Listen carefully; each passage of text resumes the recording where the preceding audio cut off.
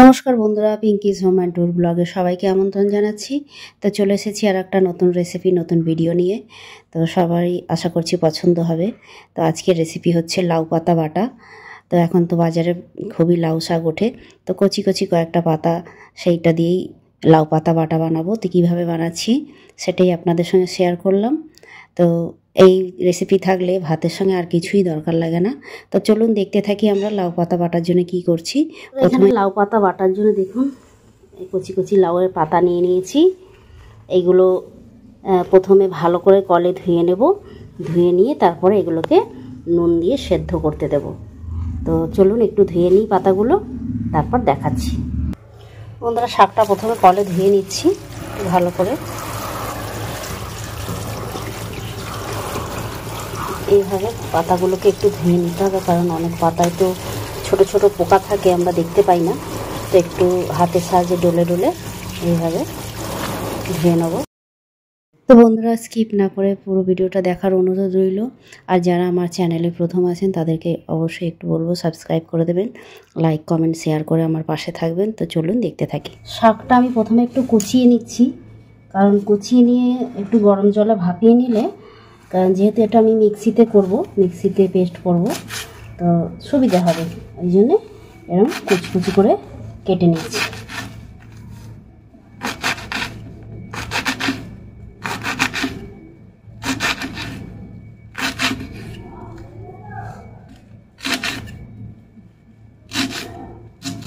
এইভাবে পুরো শাকটা আমি কুচিয়ে কেটে নেব।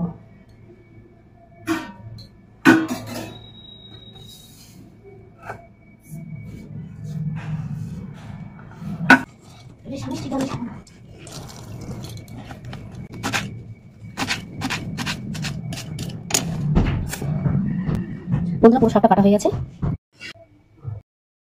বন্ধুরা, কড়াইতে জল নিয়েছি, জলে একটু নুন দিয়ে শাকটাকে প্রথমে আমরা ভাপিয়ে নেব, তারপরে সেই শাকটাকে মিক্সিতে পেস্ট করব। শাকগুলো দিয়ে দিই এবারে। শাকটা ততক্ষণ মজে যাক, একটু ঢাকা দিয়ে দিই, ততক্ষণ আমরা বাকি যেগুলো আছে পেঁয়াজ রসুন এগুলো কুচিয়ে ফেলি। বন্ধুরা, পাতাটা দেখুন মজে গেছে। এবার আমি একটা ঝুড়িতে, চালনি ঝুড়িতে ঢেলে নিচ্ছি।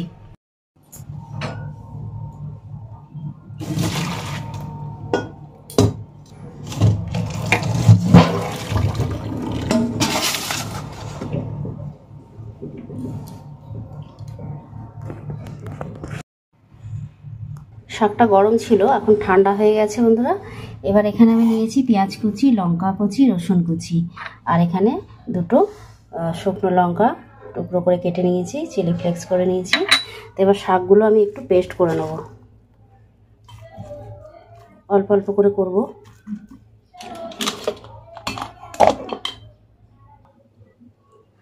এই যে পেস্টটা করে নিয়েছি, একদম নরম পেস্ট, যাতে কষাতে সুবিধা হয়। এই সময় কিন্তু বাজারে প্রচুর লাউ শাক ওঠে, এই বৈশাখ জ্যৈষ্ঠ মাসে, আর এই কচি পাতাটা বেশ ভালোভাবে পাওয়া যায়। আর এই লাউ শাকের তো গুণের শেষ নেই, এতটাই পুষ্টিকর এই লাউ শাকের পাতা। যে কোনো লতানো শাকের পাতা খুবই পুষ্টিকর। তো এই লাউ শাকের পাতা খুবই একটা ভালো, এইভাবে যদি বানানো যায় খুবই পুষ্টিকর একটা খাদ্য, খুবই বাচ্চারা বেশ জমিয়ে খেতে পারবে, খুব ভালো একটা জিনিস। তো চলুন দেখাতে থাকি পরের তারপরে কি করছি আমি। তো বন্ধুরা, কড়াই বসিয়ে দিয়েছি, এবার আমি এটা সর্ষের তেলে রান্না করব। কড়াই গরম হয়ে গেছে, সর্ষের তেলটা দিয়ে নিচ্ছি। একটু বেশি তেল দেব, কারণ কি শাকটা একদম মাখা মাখা শুকনো শুকনো হবে, তো তাই একটু তেল দিলাম, সর্ষের তেলটা। তেলটা গরম হলে, তেল গরম হয়ে গেছে, এবার দিয়ে দেবো 1 চামচ কালো জিরে।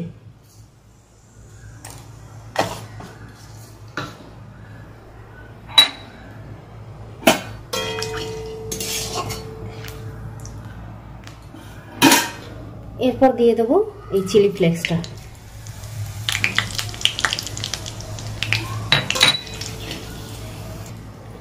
এরপর দেবো রসুন কুচি আর লঙ্কা কুচি। একটু ঝাল ঝাল হলে ভালোই লাগে এটা শাকটা, মানে ঝাল নুন মিষ্টি সবেরই একটা ব্যালেন্স থাকবে, তবেই এই শাকটা কিন্তু ভালো লাগবে ভাতের সঙ্গে খেতে। রসুনটা লাল লাল হয়ে এসছে, এবার আমি দিয়ে দেবো কুচনো পেঁয়াজগুলো।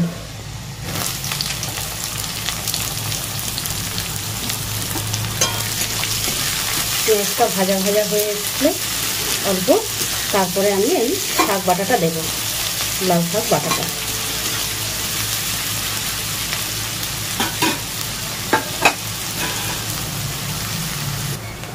আগে যেহেতু নুন দেওয়া ছিল ওই জন্য সামান্য নুন দেবো, খুব বেশি দেবো না, সামান্য নুন। আর দেব একটু চিনি। এবার দিয়ে নিচ্ছি স্বাদ মতো চিনি, কারণ যেহেতু শাকের পরিমাণটা অনেকটাই আছে, তো আমি ছোটো চামচে 2 চামচ চিনি দিলাম। এইবার আমি শাকটা তুলে দেবো। এখানে আমি কিন্তু হলুদের ব্যবহার করি, যেহেতু শাকে হলুদ না দিলেও চলে, ওই জন্যে শাকে আমি কোনো হলুদের ব্যবহার করলাম না। এবার শাকটা দিয়ে দেবো, দিয়ে এবারে ভালো করে এটাকে কষাতে থাকবে যতক্ষণ না জল শুকিয়ে যাচ্ছে, তেল বেরিয়ে আসছে।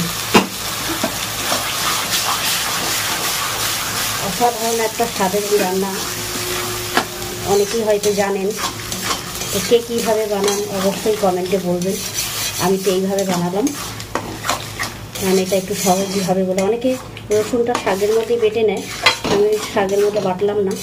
রসুনটা ভেজে দিলে কি হয়, ওর ফ্লেভারটা একটু আলাদাই হয়, খুব সুন্দর লাগে ভাজা রসুনের ফ্লেভার।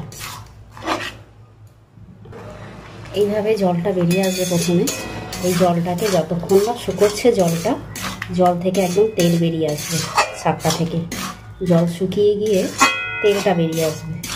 এইভাবে মাঝে মাঝে একটু নাড়া দিতে হবে।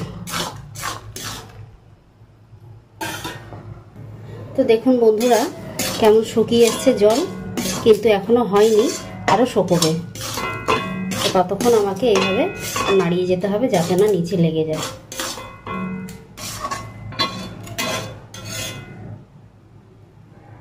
তো বন্ধুরা নুন মিষ্টিটা একটু চেক করে দেবেন, কারণ কি আমার একটু নুন মিষ্টি কম মনে হয়েছিল, তো ওই জন্য আমি আবারও একটু দিলাম।